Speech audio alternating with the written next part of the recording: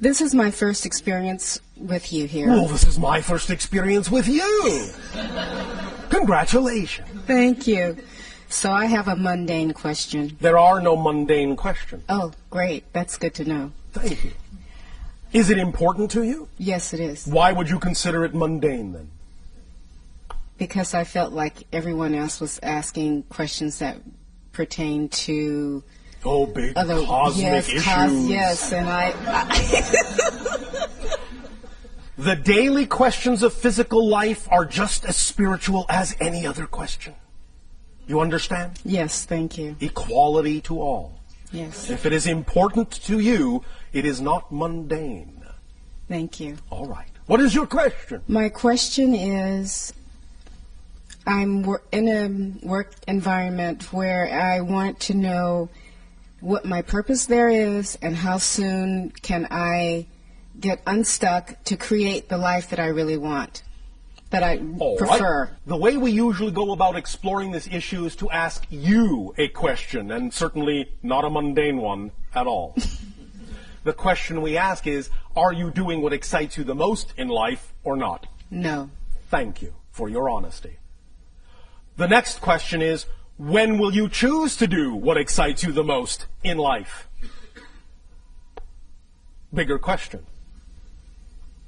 I wanted to choose it yesterday, but... And you didn't because? What belief systems are holding you back? Fear. Of? Fear of... Yes. Fear of what? Choosing something and that not really being what really brings me joy. So you're saying that if you choose something that excites you, you might actually be choosing something that doesn't excite you. Well, my challenge is Yes. choosing something that excites me, because it may excite me. Why is that a challenge? It's easy to do. Yes, okay. Do you believe that? Obviously not. No. All right. May I explain it to you in a way that will allow it to seem easier? Yes, please. Why, thank you. The idea that has been, in a sense, perpetrated throughout much of your New Age consciousness of following your bliss and acting on your excitement usually doesn't come with a clear explanation of why or how to do that. Mm-hmm. The idea simply is to understand it first and foremost in a very simplified manner, as follows. When we talk about the idea of acting on your joy, your highest excitement at any given moment, we don't necessarily mean that it has to be a life-spanning career, a gigantic project, an all-consuming endeavor. We literally mean act on whatever is at any given moment out of all the choices you have available to you, many of which may seem mundane. Just act at any given moment on the one that contains the highest amount of excitement out of all the choices you have the ability to take action on. Period. That's it. It's that simple. Excitement is a thread. It leads to all other excitement. So if you are simply sitting around going, oh, I don't know what excites me, just look at what your options are. Just list your options at that moment. If the only options are go shopping, take a walk on the beach, call a friend, just for an example, just pick the one that's most exciting and act on it to the best of your ability, taking it as far as you can till you can take it no further. When you come to the next crossroad, look at the options available to you then, pick the one that's most exciting, you have the greatest degree of ability to take action on, and take action on it. When you come to the next crossroad, do the same thing. When you come to the next crossroad, do the same thing. The excitement that you follow will automatically draw you into a series of synchronistic events that will constantly accelerate and expand your ability to experience excitement, and constantly accelerate and increase your ability to experience that your excitement will actually be capable of supporting you in your life if you keep moving in that way. Does that make sense to you? Yes. Now, the question is, do you believe it?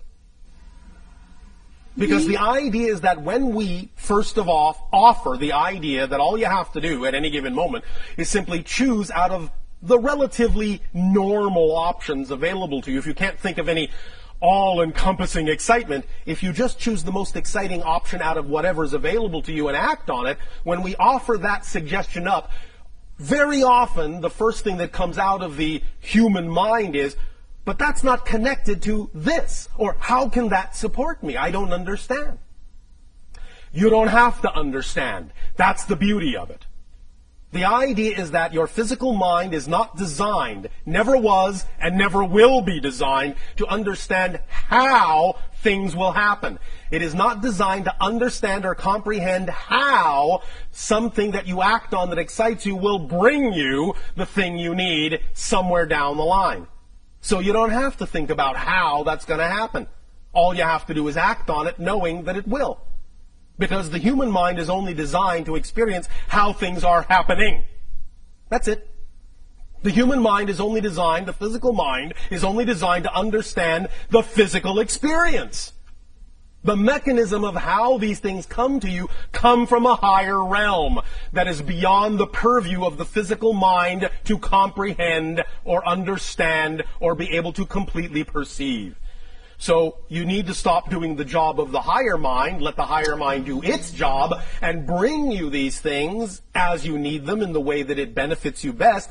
All you need to do to activate that mechanism, and we'll be talking a little bit more tomorrow about the idea of the mechanism of manifestation in a more complete investigation of that mechanism, but the only thing you really have to do is just start the ball rolling.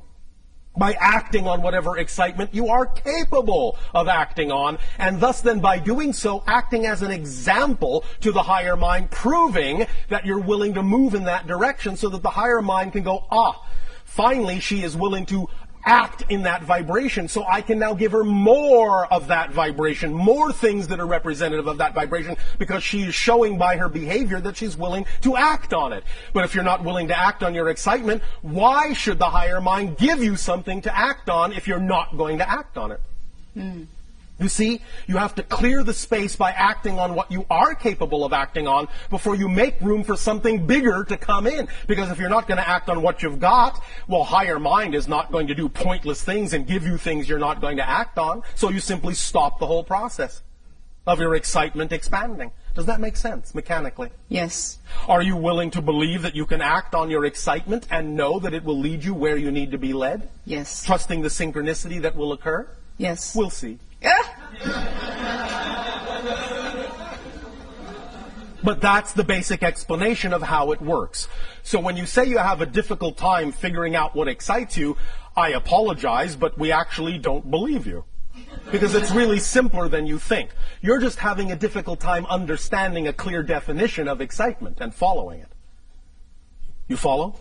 I do follow. I think the other part of that is because if I'm in a work environment and my excitement may be not to be there, then leave. Although, understand, we are very aware of what your belief systems are all about, many of you. And if you have a belief system that says if you leave that work environment, as much as you may not find it exciting, if you have a belief system that says that leaving that work environment is going to put stress on you, is going to, in a sense, cause you harm in some way, then you must honor your belief system for as long as you're going to hold on to it. But at least take the steps you can take. At least take the steps of acting on your excitement that you are willing to take. And the more you do that, the more your excitement will prove to you that it can support you as well. And the more it shows you it can support you, the more you'll be willing to let go of those things you don't prefer. So you can do it at your own pace. Don't dishonor your belief system. You can jump off the cliff, but only if you believe that you actually will fly. Otherwise, I would suggest you're in for a very hard landing. So don't dishonor your belief system. Don't just think, all right, I'll just throw caution to the wind and ignore my beliefs. That will always get you smacking into that brick wall we're going to talk about tomorrow. But the idea is that when you work with your beliefs and understand why you have the belief that you can't be supported in something that you love as opposed to something you don't love, then when you work with those beliefs, you can change them. And the more you change them, the more you will relax into understanding how your excitement can, in fact, support you. One very strong exercise that I would always suggest to many of you, because it is based in your own reality, so it has more opportunity to stick in your mind is to look at examples in your world of people that are making a living, in fact making a wonderful living, being supported by doing nothing but the thing that excites them the most. Because I guarantee you, when you look at them and understand how they're doing that, you will understand that if they can do it, you can do it. There is nothing special about them in that context. If you can see it, if you can attract into your reality an example of someone acting on their joy and being supported in their life by doing so, if you could have attracted that example into your reality, if you are capable of even perceiving it, that means you are capable of living it. Otherwise, you wouldn't have been capable of perceiving it, because reality doesn't do pointless things, and you cannot perceive what you are not the potential vibration of. You follow? Yes. Does this help? Yes, thank you very much. Thank you.